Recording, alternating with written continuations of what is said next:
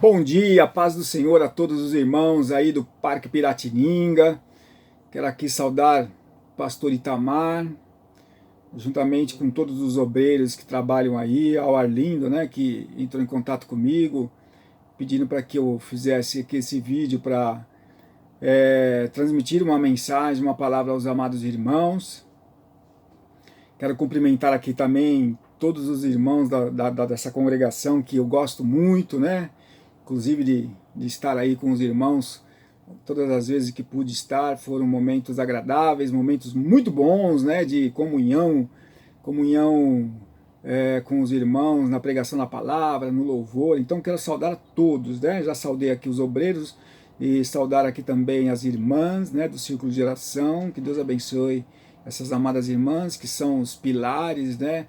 Da igreja no sentido de sustentação em oração, em que estão constantemente orando em favor da igreja, do dirigente, dos obreiros, dos líderes, de todos os irmãos, né? E que se dedicam a esse ministério que é muito importante, que é o ministério de oração da igreja. Quero saudar aqui também aos jovens da igreja, né? O ministério de jovens dessa igreja que é uma bênção, né? Também ao coral que nós temos aí, que é uma grande bênção, né? Da família Machado's Family, né? O Lucas e família, né? Em que todos ali estão envolvidos, a Ruth, Raquel, né? A Sulamita, o Marco, né? Que sempre passa por situações difíceis, mas tem aí, com a graça de Deus, sobrevivido a todas as intempéries, né? Que a vida apresenta, passando por situações difíceis, né? E enfim, toda a família, né? Os anciões também, que são os anciãos, que também são os pilares da família, os pais dessa família. Deus abençoe todos vocês, os adolescentes, as crianças, todos os amados irmãos, que Deus abençoe a vida de vocês. É sempre uma alegria ter vocês por perto, né, e estar junto com vocês. Eu quero aqui, em rápidas palavras, meditar na palavra de Deus com os amados irmãos, em especial para a família. Então, para todas as famílias aqui, eu quero deixar essa palavra aqui, que está em João, Evangelho de João, capítulo 2, que fala exatamente sobre o primeiro milagre de Jesus, né? O primeiro milagre de Jesus, coincidentemente, foi num casamento. Ou seja, isso já é muito significativo, né? Do primeiro milagre de Jesus ter sido realizado exatamente na realização de um casamento, né? Numa festa de casamento em que Jesus estava lá como convidado. Olha que coisa interessante, né? Que coisa tão importante. Vamos ler aqui então o Evangelho de João, capítulo 2, alguns versículos, para que nós possamos então meditar aqui na palavra de Deus aqui durante nesse dia que Deus tem nos concedido. Olha lá, vamos lá. E ao terceiro dia fizeram-se umas bodas em Caná da Galileia, e estava ali a mãe de Jesus. E foram também convidados Jesus e seus discípulos para as bodas. E faltando vinho, a mãe de Jesus lhes disse: não tem vinho. E disse-lhe Jesus: mulher, que tenho eu contigo? Ainda não é chegada a minha hora. Sua mãe disse aos empregados: fazei tudo quanto ele vos disser. E estavam ali postas 6 talhas de pedras para as purificações dos judeus, e em cada uma cabiam 2 ou 3 metretas. E disse-lhe Jesus: enchei de água essas talhas, e encheram-nas até em cima. E disse-lhes: tirai agora e levai ao mestre-sala. E levaram. E logo que o mestre-sala provou a água feita vinho, não sabendo de onde viera, se bem que o sabiam os empregados que tinham tirado a água, chamou o mestre-sala ao esposo e disse-lhe: todo homem põe primeiro o vinho bom, e quando já tem bebido, bem, então inferior, mas tu guardaste até agora o bom vinho. Jesus principiou assim os seus sinais em Caná da Galileia e manifestou a sua glória, e os seus discípulos creram nele. Meus amados irmãos, essa é uma passagem muito importante, onde Jesus realiza o seu primeiro milagre. Como eu disse para vocês, foi numa festa de casamento, né? Note bem que nessa festa em Caná da Galileia, essas bodas em Caná da Galileia, essa realização de casamento naquela região, os noivos, a família, teve a preocupação de convidar Jesus. Eles convidaram Jesus para a festa.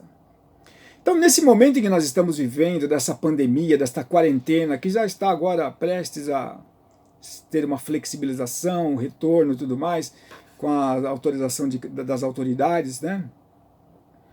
Mas a gente está vivendo situações assim, em que devemos nos isolar. E isso atinge principalmente a família, porque a gente vai ter momentos em que a família não estava acostumada. Estamos tendo esses momentos, né? Já há alguns meses, né? A família não estava acostumada a ficar tanto tempo junta, né? Porque todo mundo estava envolvido na sua rotina, cada um individualmente, como por exemplo, a gente pode perceber aí que o pai trabalhando, a mãe também, na sua maioria das vezes, hoje em dia, trabalha, né? E as crianças nas suas rotinas escolares, né? Os adolescentes também, envolvidos com escola, eventualmente adolescentes e jovens envolvidos também com as suas atividades profissionais, escola, e todo mundo tinha uma rotina em que pouco se ficava junto à família. Agora, hoje nós estamos tendo essa situação em que a família tem que passar mais tempo juntas. E aí é que tem acontecido os problemas, né? Nesse caso aqui do casamento, Jesus foi convidado. O que eu quero dizer, a primeira lição que nós devemos aprender, toda família, todo casal tem que convidar Jesus para participar da sua família. Não só no casamento, na realização da cerimônia, onde o pastor, o sacerdote vai ali para ministrar a bênção, pregar um texto bíblico, mas esse convite ele tem que ser de uma forma definitiva, não é só para a cerimônia, não, tem que ser para o dia a dia da família. Então, nesse momento de pandemia, a família está toda reunida lá, né? Está passando mais tempo juntas, e isso pode causar conflitos, mas Jesus tem que estar junto, Jesus está ali no meio. Então, nos momentos de conflitos em que vocês passarem ali por situações de desgaste, de irritação, às vezes do marido com a mulher, da mulher com o marido, né, principalmente, né, porque aquele tempo junto, né, que eles não estavam acostumados, né, os filhos, os pais, enfim, toda a família ali envolvida, nós temos que lembrar que Jesus tem que estar ali também. Então, quando nós passarmos por essas situações de conflito, nós devemos lembrar que nós temos um convidado na casa, que, aliás, já deixou de ser convidado. Não tinha que ser apenas um ilustre convidado, mas seria alguém que estaria morando juntamente conosco e passando a pandemia junto. Aliás, ele está junto conosco, né? E Jesus disse, eis que eu estou convosco todos os dias. Jesus disse isso quando ele foi levado aos céus. E ele está conosco todos os dias, até a consumação dos séculos, até o retorno dele. Então, meus amados irmãos, temos que levar isso em consideração na hora dos conflitos. Jesus está ali. Ele foi convidado lá atrás e ele está fazendo parte da nossa família. Está junto na pandemia. Ou seja, isso significa que ele está vendo os conflitos. Isso significa que ele está vendo os problemas pelos quais a nossa família está passando. As situações às vezes, de falta de provisão, porque às vezes alguém ficou desempregado por causa da pandemia, a empresa mandou embora, ou mesmo era um autônomo, saía vendendo as coisas na rua e não está tendo condições de vender. Mas Jesus está ali, ele está vendo tudo. Essa é a importância de nós termos Jesus como convidado em nossas vidas, né? Acho que o primeiro momento em que nós convidamos Jesus para entrar na nossa vida não foi no caso dos casais, aí não foi nem no casamento, foi lá quando você aceitou Jesus, você convidou ele para fazer parte da sua vida, em todos os aspectos. Então, ele está presente, ele é o socorro bem presente na hora da angústia. Se você está passando por uma situação difícil, saiba que Jesus está aí com você, está com a sua família, está cuidando de vocês. E ele sempre tem a provisão para a hora certa. Uma outra lição que nós temos aqui, que nessa festa de casamento, em que Jesus estava lá, o vinho acabou. Que coisa, né? E o vinho, meus amados, principalmente naquela cultura, significava o quê? A alegria da festa. A alegria da festa. Olha, uma festa sem vinho chegava a ser uma heresia. Tanto é que quando acabou o vinho, correram lá, meu Deus do céu, o vinho acabou. causou uma preocupação. Até a mãe de Jesus ficou preocupada, o vinho acabou. E ela foi se socorrer com Jesus. O que isso significa? Que a presença de Jesus em nossa vida, no nosso casamento, na nossa família, não significa que uma hora a alegria vai embora. Uma hora vai ter o conflito. Uma hora vai ter a tristeza. Em determinados momentos, a situação vai ficar difícil, a doença vai bater, né, o desemprego, a privação financeira. O fato de nós termos Jesus em nossa vida não nos dá imunidade, não nos dá a condição de sermos super-homens ou super-mulheres, né, imunes a tudo. Não. Nós vamos ter momentos difíceis, mesmo com Jesus dentro da família. Você lembra daquela situação que os discípulos estavam no barquinho, mas Jesus estava lá dormindo? A tempestade veio ou não veio? Veio, e Jesus estava lá, mas a tempestade aconteceu. Então, o fato de nós termos Jesus não nos dá imunidade, não nos dá a garantia de que coisas ruins vão acontecer. A alegria pode acabar, o dinheiro pode acabar, a saúde pode acabar, a situação pode ficar difícil, mas nós temos a presença de Jesus ali. É isso que faz a total diferença nesse momento. Então, meu irmão, quando acontecerem coisas ruins na sua vida, não pense que Jesus não está mais com você, não, porque Ele está. Entendeu? Isso é uma garantia que nós temos, que às vezes nós pensamos assim, poxa, não é possível que Jesus esteja comigo se eu estou passando por isso. Meus amigos, meus irmãos, o fato de coisas ruins acontecerem não significa que Jesus deixou de estar presente. Ele está presente. No Salmo 23 não está escrito que ainda que eu passe pelo vale da sombra da morte, eu não temerei? Ou seja, o fato de nós termos o bom pastor conosco não nos imuniza de passarmos pelo vale da sombra da morte. Mas aí o salmista diz assim, eu não temerei mal algum, porque tu estás comigo. Ele está conosco, mesmo no vale da sombra da morte. De uma certa forma, todos nós estamos passando pelo vale da sombra da morte nesse momento, não estamos? Por quê?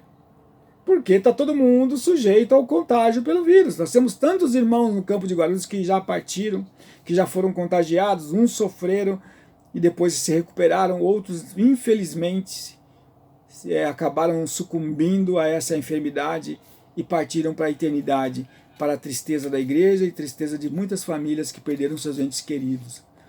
Então, meus queridos amados irmãos, entenda uma coisa, o fato de você ter aceitado a Jesus, de ser um servo fiel, não vai te imunizar de passar por problemas difíceis, por situações difíceis. Você vai passar, nós vamos passar, porque Jesus mesmo disse, no mundo vocês terão aflições. Mas o que ele pede? Tem de bom ânimo. Porque eu venci o mundo, Jesus disse, eu venci o mundo. Então, nós temos o alerta dele, que nós passaríamos por aflições. A presença dele não nos dá a garantia de que nós não teremos problemas. Teremos sim. Mas nós temos outras lições. Em momentos difíceis e em momentos tranquilos também, nós devemos obedecer a Jesus. No texto, o que a mãe de Jesus fala assim? Olha, façam tudo o que Jesus ordenar, tudo o que ele vos ordenar. Aí ele manda juntar as talhas lá, encher de água e tudo mais e faz um milagre, não é verdade? Mas assim, ela pede para que ele seja obedecido, meus amados irmãos. A obediência é algo que tem que estar presente na vida do cristão, na vida da igreja, na vida da família, né? E nós devemos obedecer às ordens de Jesus. E isso significa o quê, meus queridos? Principalmente nesse momento de pandemia, nós devemos investir o nosso tempo, principalmente em oração. Você está reunindo a sua família em oração? Tendo momentos de devocional, orando juntamente com eles? Ou são apenas os conflitos, as brigas, ou cada um faz o que quer, não tem disciplina para nada? Já a disciplina tem que começar com o devocional diário, oração, leitura bíblica, né? O apóstolo Paulo, ele deixa registrado uma frasezinha pequena, mas de um significado ímpar para a igreja. Qual é? Tessalonicenses 5,17, primeiras, orai sem cessar. E principalmente em momentos difíceis, devemos orar. Olha o próprio exemplo de Jesus. Ele passava boa parte do tempo do seu ministério orando. Quando ele precisou escolher os discípulos, ele passou a noite inteira orando. Quando ele estava prestes a passar lá pelo o sofrimento do Gólgota, lá da cruz do Calvário, ele passou o tempo todo orando no jardim do Getsêmani, e orando sozinho, porque ele sabia da importância de oração. Ele inclusive alerta os discípulos que ele levou com eles ali, que ele levou com ele, Pedro, Tiago e João: olha, orem aqui comigo, vigiem comigo. E depois os discípulos dormem, não conseguem ficar ali orando, só Jesus permaneceu firme ali, e ele fala: vigiai e orai, porque não sabeis a hora, para que vocês não caiam em tentação. Então, meus queridos, a oração é algo que Jesus deixou registrado, que nós devemos fazer e fazer diariamente. Ore pela manhã, ore durante o dia, ore à noite. Entendeu? A oração tem que ser sem cessar o tempo todo. Junte a sua família, ore pela sua família. Então estejam atentos a isso, leiam a Bíblia, leiam a palavra de Deus.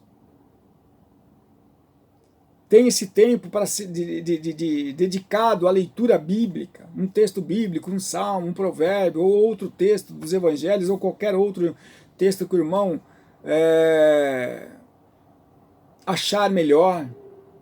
Então, meus queridos, isso é muito importante, obedecer a Jesus. E daí está tudo dentro da Bíblia, os mandamentos para que nós possamos obedecer. E a gente, às vezes, falha exatamente na obediência dessas coisas mais simples, mandamentos mais simples: orar, ler a Bíblia, ter momentos de comunhão, nos dedicar ao próximo. Jesus estava ali naquela festa como convidado, ele não tinha obrigação nenhuma ali de fazer o vinho aparecer, que não era a responsabilidade dele, era um convidado.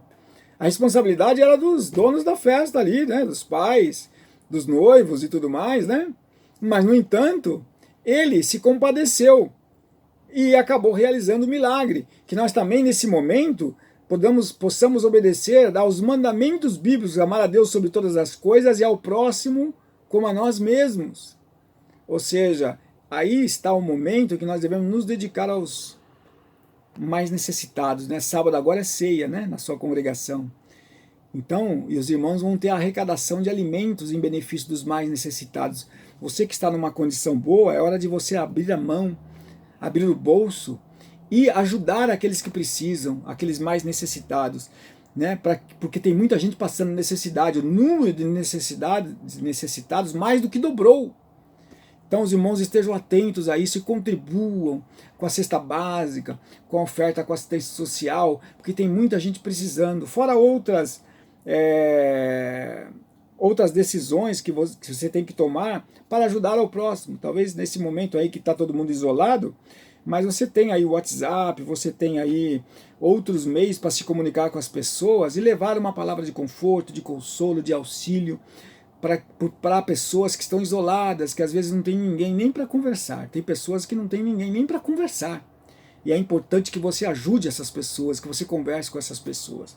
E para encerrar a minha fala aqui, a última lição que nós podemos tirar desse texto é que você vê o mestre de cerimônias, ele disse assim: poxa, mas o que está acontecendo aqui? Quando ele experimentou o vinho que Jesus transformou da água, ele falou assim: o melhor vinho ficou para o final. Geralmente o melhor vinho é no começo, todo mundo bebe, fica bem alegre, e aí o vinho pior fica no final, que ninguém vai nem perceber, porque já está todo mundo bem alegre. Mas aqui nesse caso não, o melhor vinho ficou para o final. Sabe o que isso significa, meus amados? Que com Jesus o melhor sempre está por vir. Sempre está por vir. E quando eu falo que o melhor está por vir, eu não estou falando em uma perspectiva material, uma perspectiva terrena, não. Eu estou falando numa perspectiva celestial, espiritual. Com Jesus na vida, o melhor sempre está por vir. As melhores oportunidades sempre estão à frente. Que nós tenhamos isso em mente.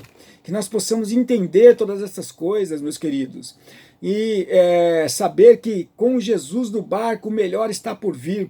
Se não for aqui nesta terra, um dia nós estaremos com ele para todo sempre. Jesus vai voltar para buscar a sua igreja, e este é o melhor que está por vir. O melhor dos melhores que está por vir é exatamente isso: o arrebatamento da igreja, onde nós não estaremos livres do Covid, do coronavírus. Estaremos livres das mortes, das dores, das angústias, das tristezas. Tudo isso ficará para trás. nós teremos algo novo, porque todas essas coisas ficaram para trás, quando Jesus vier buscar a sua igreja. Amém? Então que Deus abençoe a sua vida, meu amado irmão, minha amada irmã, meu amado jovem, adolescente, crianças. Que Deus abençoe a sua vida, que nós possamos ter em mente aqui essas lições o primeiro milagre que Jesus realizou ali em Caná da Galileia, que foi num casamento, que foi numa festa de casamento. Isso significa que ele se preocupa com a família. E ele está preocupado com a sua família. Então, que nós possamos nos atentar às lições que nós extraímos desse texto aqui, nesse dia. Que Deus abençoe a sua vida e que o Espírito Santo possa te direcionar nesse sentido. Um grande abraço a todos. Amém.